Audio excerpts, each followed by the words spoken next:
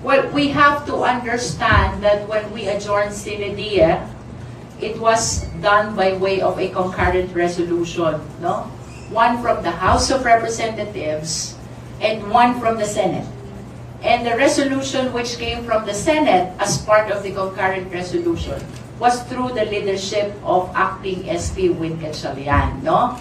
Please understand, kami pong 11 prosecutors ay bahagi ng House of Representatives. As a matter of fact, we are representing the institution. In other words, if the position of the House of Representatives is in favor of the legitimacy of the leadership of Acting SP Gatchalian, then it follows na doon din po kami susunod in as far as notices and orders are concerned, at doon din po kami mag-a-appear sa mga notices of proceedings na ilalabas nila.